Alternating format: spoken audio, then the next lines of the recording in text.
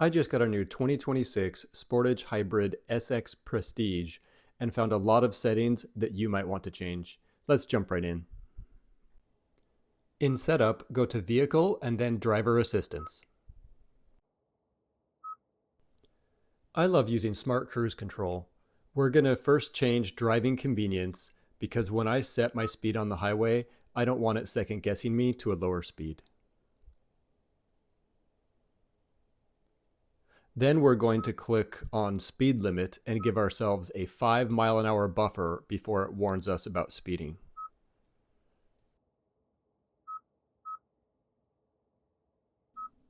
Next, we'll click on Eco Vehicle and enable Green Zone EV Drive, which favors using the battery near your house and favorite destinations. Next, in Climate, turn on Recycle Air when you're entering tunnels. If you have a trim with cabin LEDs, click on Vehicle, Lights, click Ambient Lighting, and then Color. You'll be able to choose whatever color you like from the color wheel. You can see them change in the corner of my screen over here. Next, click on Convenience, and you might want to enable Automatic Rear Wiper in reverse. Let's back out of Vehicle and go into Navigation Settings, starting with how things are displayed on the map.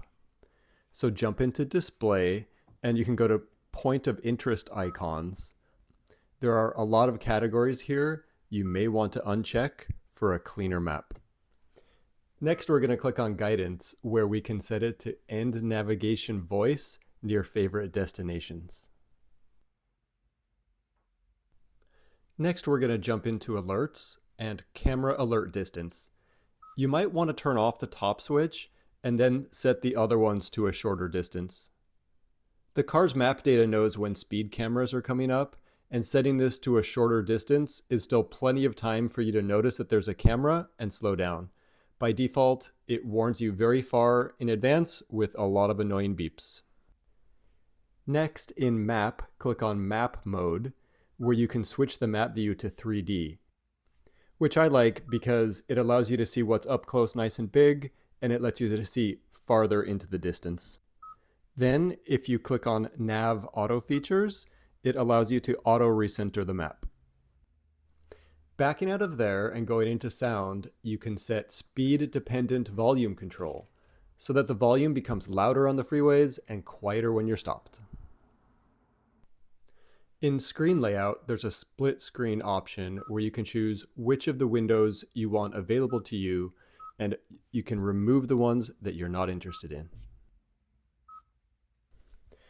Backing out of there, we're going to jump into the buttons where you can set what the star buttons do. The main one I set to phone projection, which allows me to start CarPlay whenever I click this star. The second star button is on the steering wheel, and I like to set it to media on off to play and pause my audio instead of using the mute button. If your trim has one, go into the Heads Up Display section and click on Heads Up Display and Height Adjustment. Then make sure it's in a position where you want it. If you're particularly short or tall, you'll definitely want to set this. In my opinion, you'll want to set up different driver profiles just for this feature, but that means you'll have to set most of these settings again for each additional driver. It's worth it. Enjoy your Sportage.